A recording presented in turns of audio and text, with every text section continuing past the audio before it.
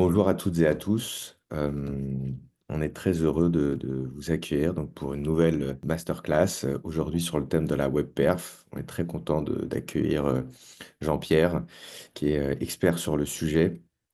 Vous allez pouvoir vous en rendre compte. Next Level Run, donc c'est la société qui est derrière tout ça pour hoster ces webinars. Peut-être que vous avez déjà participé à des précédents webinars. Nous, ce qu'on veut permettre de faire, c'est d'accélérer la montée en compétences des équipes tech et on le fait en analysant les compétences de tout le monde dans une orga, dans les équipes et en permettant derrière d'optimiser les besoins de montée en compétences ou bien en présentant les opportunités de peer learning qu'il peut y avoir à l'intérieur de la boîte qui devrait être la première manière hein, de monter en compétences. Et quand on n'a pas les ressources ou qu'il y a une urgence, on va proposer derrière des formations, des coachings qui sont totalement customisés pour les besoins de nos clients. Et effectivement, on travaille avec des personnes très compétentes sur tout un tas de sujets, notamment Jean-Pierre. Et donc, il y a effectivement un sujet autour de la web perf très approfondi de 3 jours que Jean-Pierre vous en parlera un petit peu tout à l'heure, qui fait vraiment tout le tour des sujets autour de la web performance. Et le webinaire d'aujourd'hui, c'est un tout petit aperçu sur une des parties sur l'optimisation du Model.js. Donc, c'est ça que vous allez pouvoir voir aujourd'hui. Euh, je ne vous en dis pas plus. Je vais laisser Jean-Pierre prendre la suite et on Bonjour à va tous. démarrer. N'hésitez pas à poser vos questions dans les commentaires. On les verra dès que Jean-Pierre aura terminé. On pourra les aborder tous ensemble. Euh, donc voilà. Et l'objectif, c'est que à 12h30 au plus tard, tout le monde puisse partir déjeuner. Je te laisse la parole, Jean-Pierre. Et merci Bonjour encore à à toi. tous. Je t'en prie. Effectivement, ça fait un bout de temps que je fais de la web perf. Donc, classiquement, c'était tout ce qui était performance de chargement. Et là, on a 21 heures sur le sujet en formation. Mais là, sur le sujet spécifique du JavaScript, il y a des outils qui sont compliqués. Là, vous voyez mon écran, il est lourd, chargé, avec des informations dans tous les sens. Et en fait, quand on fait la formation, on va parler des performances classiques de chargement, l'optimisation des images, des fonts, ce genre de choses. Mais JavaScript, c'est un gros métier en soi. Ça tombe bien, je suis aussi dev JS. Et donc, on va voir les deux, trois outils un peu utiles pour comprendre ce qui se passe côté client. Donc, j'ai pris des exemples de prod, j'ai pris des exemples de pré-prod, parce que vous allez voir que dès qu'on va faire du React ou des technos, agro-framework, il va falloir un petit peu changer d'outillage. Euh, donc le premier outil qui va nous intéresser, ah oui, puis donc je m'appelle Jean-Pierre, donc je suis auditeur, développeur et formateur sur la web perf de manière générale et JavaScript en particulier. L'idée effectivement c'est de se balader sur des sites de production évidemment que j'ai un peu pris à l'avance pour démystifier un petit peu cette espèce d'écran. Donc, les concurrences, c'est les Chrome DevTools, hein. Donc j'ai tout simplement, quand vous allez sur une page, en l'occurrence sur une page de prod, sur un client qu'on a audité il y a pas très très longtemps, quand j'allume mes Chrome DevTools, je vais aller dans l'onglet Performance. L'onglet Performance qui a changé il n'y a pas longtemps, hein. Vous avez déjà maintenant une espèce de simplification de la compréhension de la web perf qui est là. Euh, mais on va plutôt s'intéresser aux trucs un petit peu compliqués. Et donc, quand par exemple je veux voir ce qui se passe côté JavaScript sur ce site, je vais cliquer sur le bouton en haut à gauche là, qui s'appelle Record and Reload. Et donc, ça va me faire un chargement classique. Ça va évidemment exécuter toute la page et faire un profiler dessus. Un profiler, c'est quoi? Un profiler, c'est quelque chose qui va toutes les millisecondes ou un peu moins quand la machine est suffisamment rapide, regarder à quel endroit de la stack JavaScript vous êtes et qui va enregistrer du coup le nom de la fonction et qui l'a appelé. Et ensuite, ça vous donne ce qu'on appelle un flame graph. Donc ce sont ces jolis graphes en forme de stack, ou par exemple vous pouvez lire que voilà, j'ai une fonction qui a été appelée, qui a appelé un listener, qui a appelé une fonction qui s'appelle anonyme, qui en a appelé une autre, qui en a appelé une autre, qui elle en a appelé, par exemple là on a 5 ou 6 les unes derrière les autres. Donc ça permet de comprendre comment marche le code et rapidement on va se dire, bah, en fait j'ai des milliers ou des millions de fonctions qui sont exécutées. Donc forcément, moi, en tant qu'auditeur, enfin en tant que qu'est-ce qui rame, je vais m'intéresser à ce qui rame le plus. De temps en temps, j'ai de la chance. C'est pour ça que j'ai pris ce site parce que je le connais déjà. De temps en temps, j'ai de la chance, je vais tomber sur des endroits qui sont très visibles. Là, par exemple, j'ai une tâche JavaScript, c'est-à-dire un bloc complet de JavaScript dont le navigateur ne peut pas sortir tant que JavaScript n'a pas rendu la main, de 200 millisecondes. D'accord. Des tâches, j'en ai plein. Là, par exemple, j'en ai plein qui sont toutes petites. Là, j'en ai 2 millisecondes, 3 millisecondes, etc. Tout ça, ça ne va pas m'intéresser parce qu'a priori, ça ne gêne pas l'utilisateur. Quand je commence à avoir des tâches comme ici qui vont dépasser les 50, 100, 150 millisecondes, je sais que ça va gêner mon utilisateur, donc je vais commencer à m'intéresser à ces tâches-là. Je peux cliquer sur cette tâche en question et je vais cliquer soit sur le call tree qui va me permettre de regarder la stack. Donc là, vous voyez, j'ai l'événement DOM Content Loaded, j'ai un événement qui a été lancé. La fonction anonyme dans le fichier mirage2.min.js qui évidemment est minifié puisque là je suis sur la production, qui en appelle une autre, qui en appelle une autre, etc. etc. Et donc là, je pourrais descendre la pile jusqu'à trouver la fonction qui rame le plus. J'ai un raccourci qui s'appelle bottom-up, qui regarde ma tâche par en dessous. Et donc elle va me dire que 98% des 220 millisecondes de cette tâche-là, en fait, sont à ce niveau-là. Et je tombe dans une fonction spécifique qui s'appelle underscore. Et ligne 1275 du fichier machin, voilà. Donc c'est cette fonction-là, fonction underscore, que je vais ensuite débugger. C'est elle qui me prend les 200 millisecondes de temps que j'y ai passé. Voilà. Donc c'est comme ça que je lis un flame graph. Je vais d'abord aller chercher ce qui est le plus gros. En l'occurrence, c'est relativement facile de deviner ce qui se passe quand on connaît bien JavaScript. Déjà, j'ai un try-catch qui est quelque chose qui n'est pas du tout opti en JavaScript. Les moteurs JavaScript sont optimisés de ouf. Mais les blocs try-catch, non. Parce qu'en fait, ça sort les blocs de l'intérieur des passes d'optimisation qui existent depuis plus de 10 ans dans les moteurs JS. Et donc probablement que ce bloc try-catch est appelé en boucle et donc du coup c'est pas vraiment optimisable. Donc première chose. Et deuxième chose, je vois que j'ai une manipulation du DOM qui est faite ici. Et en JavaScript, c'est rarement JavaScript qui est lent, c'est souvent le lien entre JavaScript et le reste du monde, c'est-à-dire le DOM, le réseau, ce genre de choses. Voilà, donc ça c'est une supposition évidemment. Là, il faudrait que je rentre dans le code un petit peu plus, que je fasse des tests pour vérifier ce genre de choses. Mais voilà, c'est comme ça qu'on lit un flame graph. Voilà. J'ai une autre manière plus rapide encore si je cherche d'autres informations sur qu'est-ce qui rame dans cette page. Là, vous voyez, j'ai plusieurs dizaines de fonctions qui sont exécutées avec du parsing de HTML, les choses, je ne sais pas trop d'où ça vient.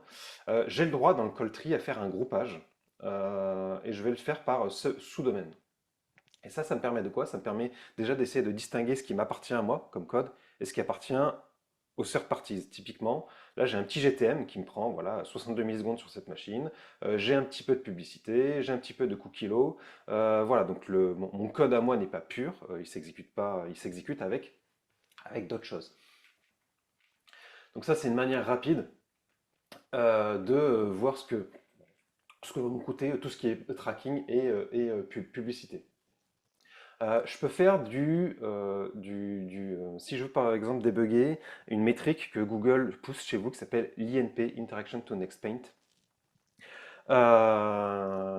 Eh bien, je vais devoir enregistrer une interaction, d'accord? Donc là, je vais cliquer sur non pas le bouton du Record and Reload qui lui enregistre le chargement de la page. Le chargement de la page, c'est important, mais c'est une première étape.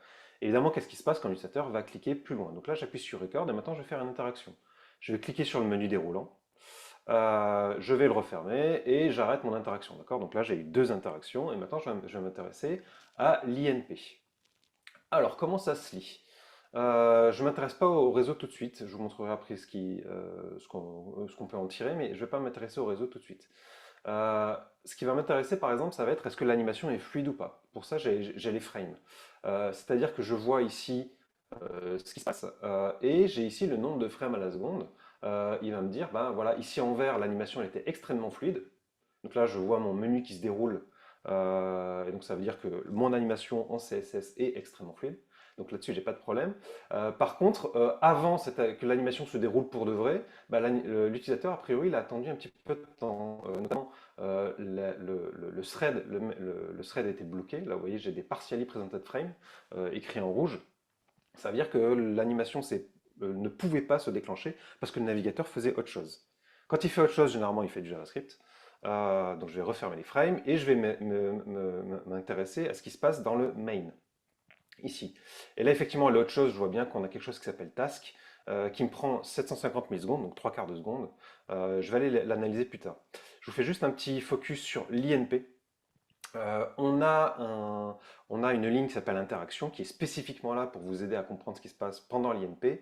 Donc là, vous voyez, j'ai le détail, hein. Input delay 4 millisecondes, ça veut dire tout ce qui s'est passé avant que le clic soit vraiment pris en compte. Ça n'a pris que 4 millisecondes. Généralement, ça va être de la pub qui tourne déjà, ça va être des JavaScript qui tournent déjà. Généralement, c'est assez court. Presentation delay, donc c'est ce qui se passe après mon JavaScript. Donc typiquement, ça va être le moment où je déclenche l'animation, le temps entre le moment où je dis vas-y, change la classe et donc déclenche l'animation, et le moment où l'animation démarre pour de vrai, il peut se passer du temps. C'est pas fréquent, mais ça arrive. Et là, je vois que le gros de mon temps, il est passé dans Processing Direction, ce qui m'arrange évidemment puisque c'est une démo. Et donc, en gros, je peux analyser ma call stack. Et là, donc, je vais pouvoir dépiler. Je vais aller jusqu'à ce que je trouve la majorité du temps passé. Et la majorité du temps passé, elle est ici, dans mon Ajax.js Send. Comment est-ce que je regarde ça au fait? Je regarde d'abord le total time, d'accord? Donc là, je vois que la majorité du temps se passe ici. Mais ensuite, je regarde surtout le self time, c'est-à-dire que c'est pas cette fonction-là, enfin ça c'est un événement, c'est pas cette fonction anonyme-là qui prend du temps, puisque elle me prend 0 millisecondes. Donc le code interne de cette fonction ne prend que 0 millisecondes, mais elle inclut une autre fonction qui, elle, va prendre 99% du temps. D'accord? Donc je dépile, je dépile, je dépile, je vois qu'à chaque fois j'ai des 0 millisecondes, sauf à la fin. Donc là j'ai un cas caricatural, c'est pour ça que je le fais en démo où j'ai les 90% de mon temps, il est à cet endroit-là. Donc mon send, il est à cet endroit-là, et j'arrive sans trop links/i. Non, c'est juste au-dessus qu'il fallait que j'aille. Hop, le send, il est là. Donc là, je suis dans Ajax Transport. Alors si vous reconnaissez ce code, c'est du jQuery tout simplement. Donc là, j'ai une fonction qui ne fait pas vraiment de JavaScript, euh, ça fait juste une requête Ajax. Ce qui est hautement probable, c'est que cette requête Ajax n'ait pas été appelée en asynchrone, qui est une faute lourde. Normalement, vous faites du fetch et c'est par défaut en asynchrone. À l'époque, vous pouviez faire de XML HTTP request et vous pouviez demander à ce que la requête, à ce que le JavaScript attende la fin de la requête. Évidemment, c'est une connerie et c'est pour ça que là, si la requête dure longtemps, donc là en l'occurrence, je retourne dans mon réseau qui est là-haut, elle dure 3 quarts de seconde, et bah, du coup, mon JavaScript attend 3 quarts de seconde, donc mes animations attendent 3 quarts de seconde. Voilà. Donc ça, j'espère que ça démystifie un petit poil ce genre de choses. J'ai eu un deuxième clic, je ne sais pas si vous vous souvenez tout à l'heure, donc une deuxième interaction, qui a eu lieu donc, à ce moment-là, donc au moment où j'ai appuyé sur le bouton fermer. Et là, je vois que ça se passe beaucoup mieux, c'est-à-dire que mon animation est fluide. Là, je vois 16 millisecondes tout le temps, donc je suis dans le vert. Et j'ai juste un petit moment, un petit hiatus de quelques dizaines de millisecondes. Et donc là, je vois mon interaction to next pane qui ne fait que 60 millisecondes. C'est-à-dire que, effectivement, j'ai peut-être loupé une frame ou deux, mais du point de vue utilisateur, c'est pratiquement invisible, puisque c'est le délai entre le clic et le moment où on lance l'animation. Ok. Et donc là, qu'est-ce qui se passe? Ben, c'est pareil, hein, je peux cliquer dessus, je vois que j'ai passé 5 millisecondes là-dedans. Alors 5 millisecondes, c'est rien. Normalement, c'est des trucs que j'ignore. Je vais faire une grosse parenthèse sur le fait que là, j'utilise ma machine de dev. D'accord? C'est une machine qui est puissante. Donc là, mon clic, il m'a coûté que 4 millisecondes. Très bien. Là, j'ai branché avec un câble USB sur un vrai Android. Donc là, c'est l'Android qui est branché sur ma machine à côté. Et donc là, je ne suis pas en mode émulation, je suis en mode rien du tout, je suis en mode le Chrome Android a exécuté quelque chose et j'ai récupéré la sortie dans mon Chrome DevTools sur ma machine. Et on voit que le temps consacré à JavaScript n'est pas du tout le même que sur ma machine. Si je regarde dans l'historique, puisque là, ici, on a droit à un historique, ici, j'avais une tâche de 86, une tâche de 400, une tâche de 200. Là, j'ai une tâche de 200, une tâche de 700, une tâche de 900 et plein d'autres grosses tâches qui arrivent derrière. Le niveau de puissance, la différence de puissance entre le mobile de vos utilisateurs et votre machine de dev, c'est x5. Et quand vous avez des M3 et que vos utilisateurs ils ont des Android à 200 euros, c'est x10. x10. Ok. Donc c'est juste pour vous montrer qu'on a une énorme différence et que quand vous avez des grosses valeurs d'INP, potentiellement vous n'allez pas les trouver comme ça. Là par exemple, je vais enregistrer l'interaction. Ah ben non, je ne peux pas le faire. Je ne peux pas le faire parce que ma machine elle est dans l'autre pièce. Bref.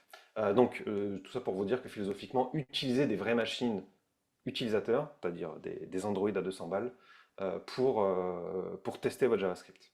Ok, fin de la parenthèse. Et donc j'en étais sur la fermeture de mon clic. Euh, la fermeture, donc là par exemple, je vais pouvoir voir que ce qui va prendre du temps, ça va être la fonction par exemple .push. Là j'ai une deuxième fonction .push. Qu'est-ce que c'est que ce truc? Bah, c'est du Google Tag Manager. Faites un petit check rapide sur vos sites de production sur un vrai Android juste pour voir à quel point votre Google Tag Manager va vous prendre du temps pendant que vous cliquez sur des objets qui pourtant sont pratiquement inertes. Là, j'ai le push de GTM, là, j'ai le push de GTM, et là, j'ai mon code à moi. Voilà. Mon code à moi est minuscule par rapport au temps que prend le tracking. Ok. Euh, donc ça, c'est le JavaScript simple, à l'ancienne, enfin simple. Ça, c'est du JavaScript qui était débuggable facilement avec les outils comme Chrome DevTools. C'est-à-dire pour faire du JavaScript, même avec du jQuery, on s'en sortait un peu. Évidemment, le code de production est minifié, donc je galère. Généralement, je vais plutôt exécuter ce genre de choses en localhost, en mode déminifié. Quand je passe sur une page Angular, React ou ce que vous voulez, ben, du coup, je vais très très vite être limité. Donc là, je suis chez Tefal, qui sont en Angular. Pareil, client, donc on leur a fait l'audit. Ils ont dit, ah oui, effectivement, on a des soucis. Et ensuite, il faut le temps qu'ils déploient tout ça. Donc là, j'ai enregistré le chargement de la page. Et comme je suis sur un truc qui n'est pas encore opti, on est sur quelque chose de gros, d'accord? Là, par exemple, j'ai un tiers de seconde qui va passer dans cette grosse tâche qui est ici, qui, elle, va faire plein de choses. Load component, detect attached view. Alors, si vous connaissez Angular, vous voyez peut-être ce que c'est. Si vous ne le connaissez pas, c'est pas très très grave parce que dans tous les cas, là, vous n'arriverez pas à savoir en fait alors là, je suis dans les polyfills. Le problème, évidemment, quand vous tapez dans des frameworks de haut niveau qui vont faire du virtual DOM, c'est que vous n'avez plus. À chaque fois que vous rencontrez du code, généralement, c'est pas le vôtre, c'est celui du framework. Et donc, bah, vous êtes un petit peu mal pour essayer d'analyser ce qui se passe. Et encore, là c'est une version euh, un peu déminifiée. Mais voilà, tout ça, la Service Close Current Observer, ça c'est du Angular. Je ne peux pas deviner ce qui se passe avec ça. D'accord. De temps en temps, je vais quand même tomber sur des third parties. Hein. Je vais peut-être faire un gros by subdomain. Ça devrait marcher. Effectivement, j'ai du PayPal qui va s'exécuter, j'ai du AB Testy, donc ça c'est test AB, j'ai du Tag Commander. Mais voilà, on est sur du 2%. Là, en l'occurrence, je ne peux pas dire c'est la faute de mes third parties, c'est peut-être ma faute parce que globalement, 90% du code, il est chez moi. C'est triste.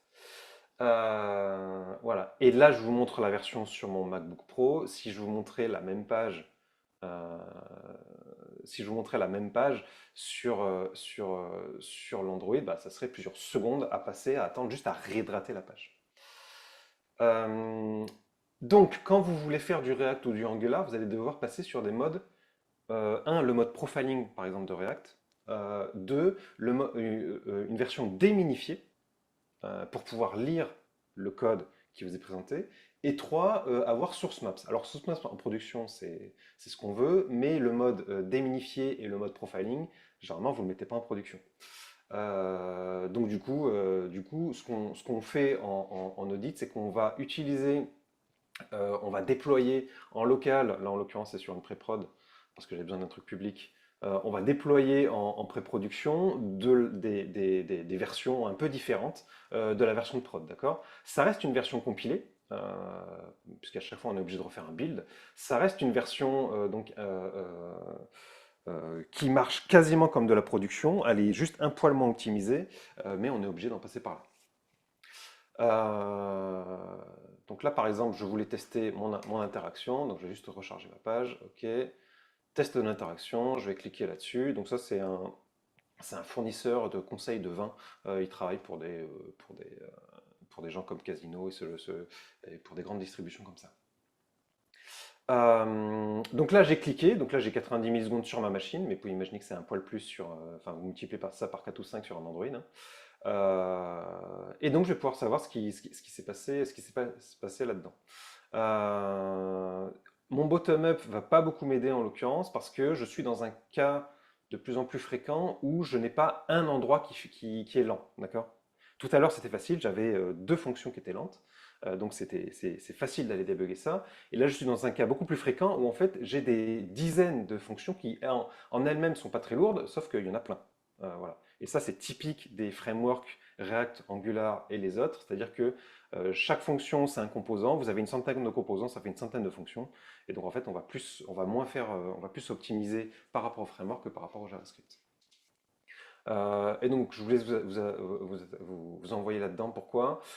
Pour vous dire que donc on a toujours des noms de fonctions qui sont potentiellement minifiés, mais comme j'ai plein de choses qui ont été déminifiées, ça me permet de comprendre des choses. Là, par exemple, component with JSS style, hein, vous commencez peut-être à me voir venir. En fait, c'est pas tant le composant qui prend du temps, c'est le, enfin en tout cas dans ce composant-là qui s'appelle CG là, c'est le CSS côté client, écrit en JavaScript, qui doit s'exécuter. Si je passe en revue tous mes composants, je vais me rendre compte que bah, en fait, c'est extrêmement fréquent que ce soit le CSS in JS qui prennent du temps. Et ça, je le vois, mais chez plein de clients. Voilà. Donc, quand vous faites, enfin, de manière générale, hein, quand vous faites du CSS, faites du vrai CSS. Faites du CSS qui n'est généré que au build, qui n'est pas réexécuté en entier côté client. D'accord? Donc là, une fois qu'on a compris qu'on passait beaucoup de temps dans le CSS, donc on va pré-compiler les CSS plutôt que les exécuter côté client. Et ensuite, ben voilà, je vais pouvoir m'intéresser à des choses comme ça. Là, par exemple, j'ai un reduce. Qu'est-ce que c'est que ce truc? Thème utile, c'est OK. Je vais encore descendre. Base for on, d'accord. Et donc là, je me retrouve dans un Lodash. Je ne sais pas si ça se voit bien, mais là, je suis dans node-module/Lodash, create base for. Et pourquoi est-ce que j'ai ce niveau de détail? C'est parce que justement j'ai utilisé les source maps. Les source maps me permettent de remonter au code original. Donc là, module.export, vous doutez bien que ça ne marche pas dans un navigateur, ça ne marche que ça ne marche que côté Node. Donc voilà, donc une fois qu'on a tout démystifié, on a ce genre de choses.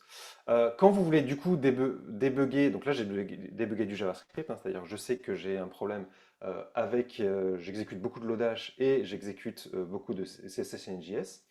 Maintenant, qu'est-ce qui se passe si je veux améliorer React lui-même, puisque ça peut être un problème. Je vais devoir utiliser les outils de React. Alors, les outils de React, je les ai mis où? Les outils de React, je les ai mis ici. Est-ce que mon profiler marche? Non. Hop. Alors, tout à l'heure, ça marchait, c'est cool. Et là, ça marche plus. Ok.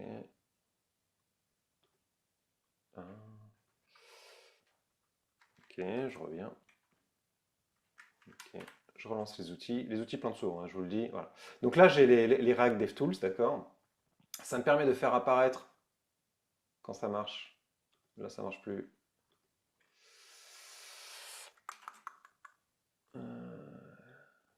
Est-ce que... Bon, bah là, il ne le détecte plus. Autant pour la démo. J'ai testé il y a 30 minutes la démo. Et bah ça marche plus. Très bien. C'est con, j'ai pas de fallback. Donc je pourrais pas vous montrer comment marche. En gros, les performances, enfin, l'outil de profiling de React marche de la même manière que le profiler normal, c'est-à-dire qu'il va vous enchaîner non pas une fonction, mais le nom des composants, ce qui permet de savoir quels sont les composants qui prennent le plus de temps. Et généralement, vous vous rendez surtout compte que vous avez beaucoup de composants qui s'exécutent. Et ce qui est intéressant, c'est que quand on coche les bonnes options, vous allez pouvoir voir le cycle de vie, c'est-à-dire le nombre de renders qu'il y a dans votre application. Et donc vous allez parfois vous rendre compte que le même, par exemple, le même route a été exécuté 3 fois d'affilée, et ensuite vous allez pouvoir, grâce à cet outil, savoir pourquoi est-ce que ça a été rendu plusieurs fois. Donc là, je suis désolé pour la démo, on l'aura pas. Ok. Donc JavaScript classique c'est fait, le React bah, du coup c'est pas fait.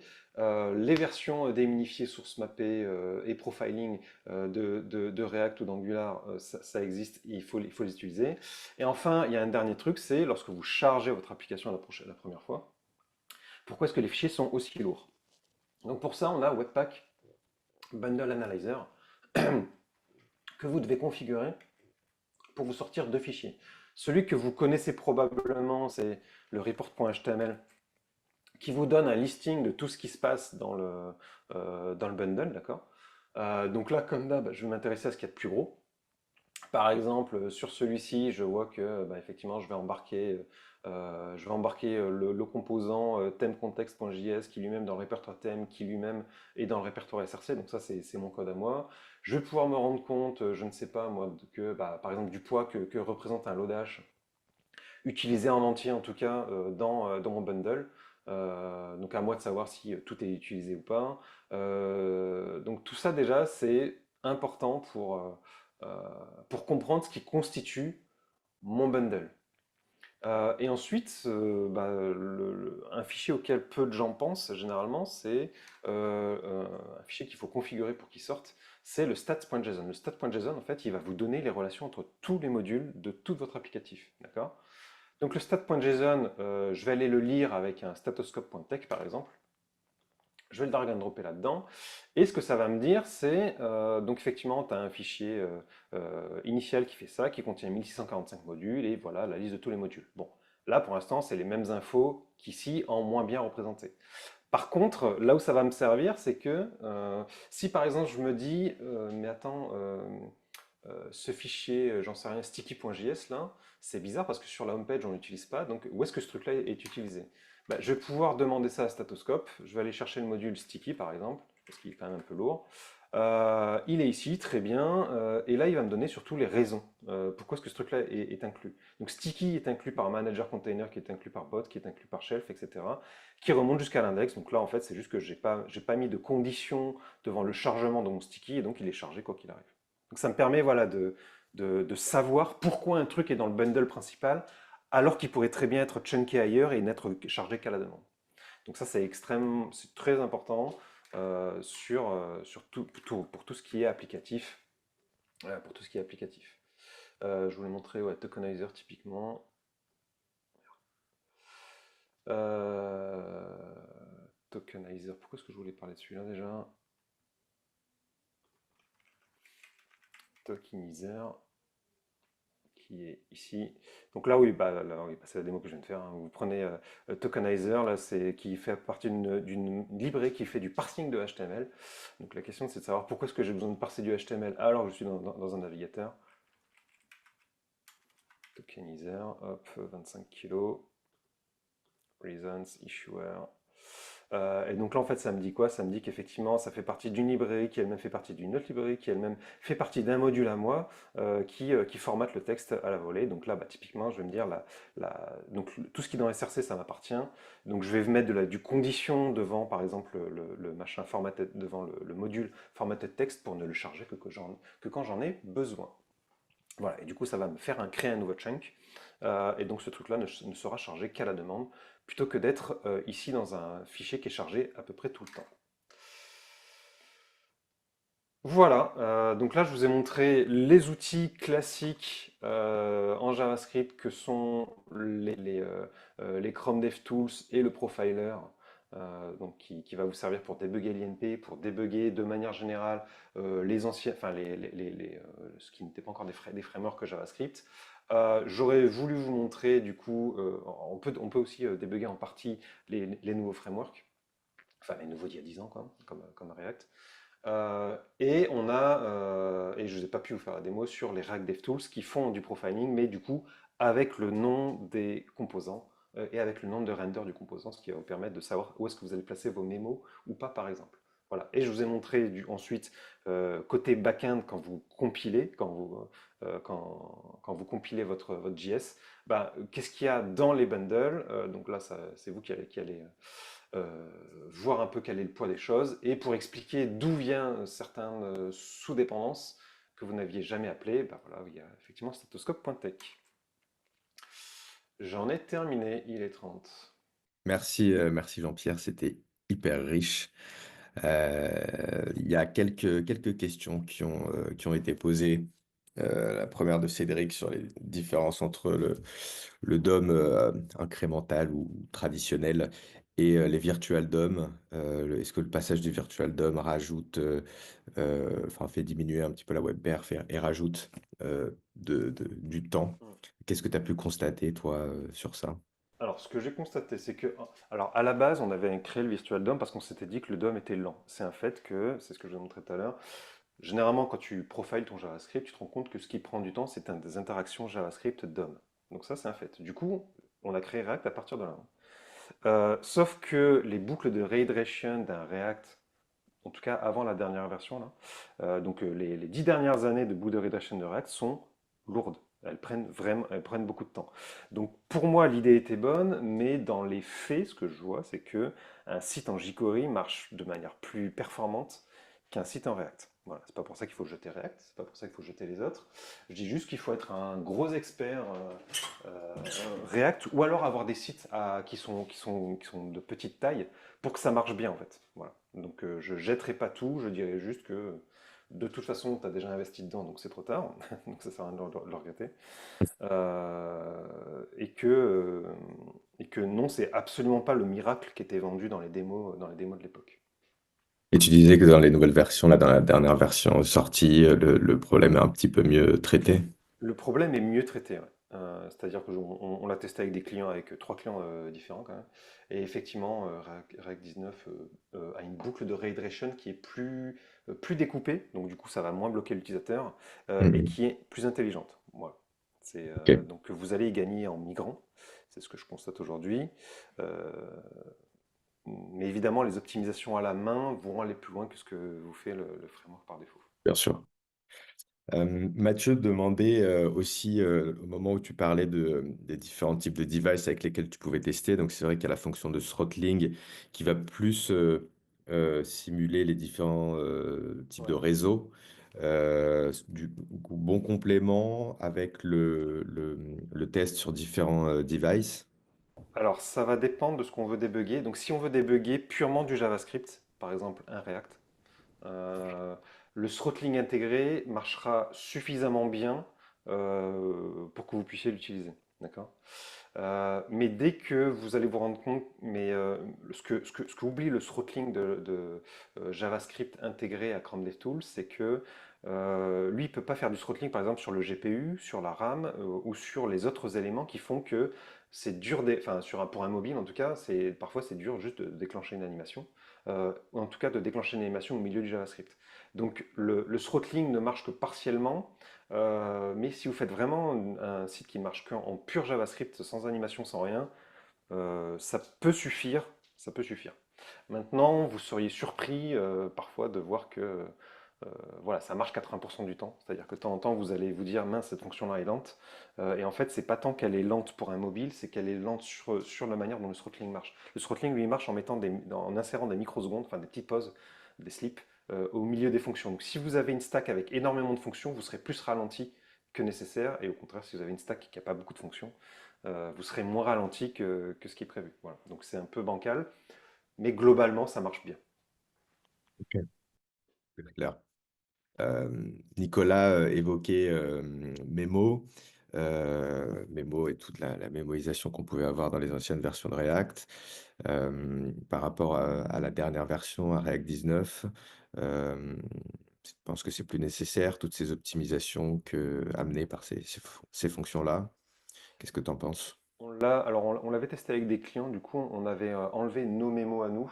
En fait on s'était rendu compte que la mémorisation, enfin l'algorithme de mémorisation de React était meilleur maintenant avec la 19. Voilà.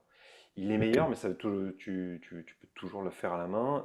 Et il peut, enfin, c'est un algo, forcément, il va se planter plus souvent que toi, qui regarde précisément à quel moment ton truc est exécuté.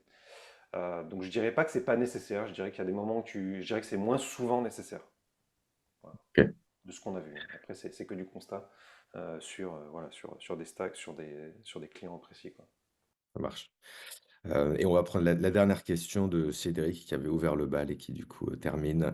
Est-ce que tu as eu des retours sur les perfs côté X-State et sur du JS natif? Alors on a un petit peu parlé de JS natif, mais est-ce que toi de ton côté tu as pu voir des choses côté Alors, X-State? sur Xstate, non, j'ai encore jamais vu. Alors, c'est vrai que moi, je fais que du debug de la production. Donc, en fait, quand tu as un nouveau truc, enfin, nouveau, quand il y a quelque chose d'un peu neuf qui sort, tant qu'il n'est pas en production, moi, je suis pas encore dedans, tu vois. Donc, Mhm. j'ai pas de retour à donner sur Xstate. Et le natif, ça a souvent été, enfin, c'est fréquemment une porte de sortie.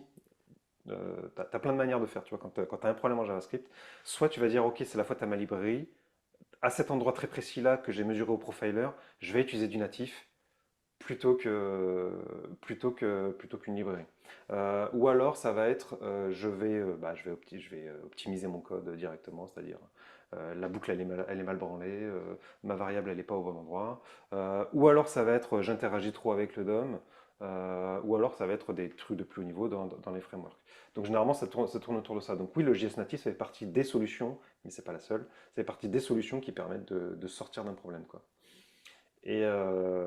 Mais de toute façon, on ne réfléchit pas que en perf, généralement, c'est si tu as choisi un framework, même si tu as choisi des utilitaires par-dessus, c'est souvent que tu voulais gagner en productivité, et donc tout refaire en natif, tu vas pas le faire. Moi, ce que je conseille généralement, c'est de, de faire ton code tranquille, et quand tu as fini, quand tu as fait les 4/5 de ton code, là, tu peux commencer à allumer le profiler et dire, ah oui, merde, là, je vais peut-être revenir en arrière sur l'utilisation de jQuery à cet endroit-là. Là, je vais revenir en arrière sur l'utilisation de la boucle Lodash à cet endroit-là, parce qu'en fait, bah, elle marche moins bien que si j'avais fait une boucle moi-même. Mais voilà, du coup, tu vas aller cibler très précisément parce que tu l'as fait au profiler euh, plutôt que, plutôt qu'ailleurs. Canon. Bah, écoute, je trouve que c'est une assez bonne conclusion sur ce sujet. C'est qu'effectivement, la perf, et pas seulement oui ou non, c'est en général, il y a des arbitrages et effectivement pour ce qui va être de la productivité, de la lisibilité ou de fait qu'on bosse avec plein de développeurs autour de nous qui bossent sur un certain framework. Donc, il y a plein de raisons qui font qu'on peut être amené à faire des choix et que voilà, c'est important à un moment donné se poser la question de la web perf, auditer sa web perf. Et effectivement, comme tu l'as dit, je le rappelle, tu fais des formations, mais tu aussi audites la web perf pour pas mal de clients. Donc, c'est aussi un bon sujet à se poser de temps en temps si ça vous intéresse. Merci beaucoup Jean-Pierre, c'était passionnant et je crois que ça s'entendait. Merci à toutes et à tous. On espère que ça vous a plu. On a un petit peu dépassé le timing, mais je crois qu'on en a quand même eu euh, pour ce qu'on en attendait. Donc à très bientôt. Pour nous, ce sera le dernier webinaire de l'année. Donc on se retrouvera l'année prochaine avec plein d'autres sujets. Et puis bah, d'ici là, passez de bonnes fêtes, bon appétit et puis à très bientôt. Merci à tous. Merci à vous. Salut.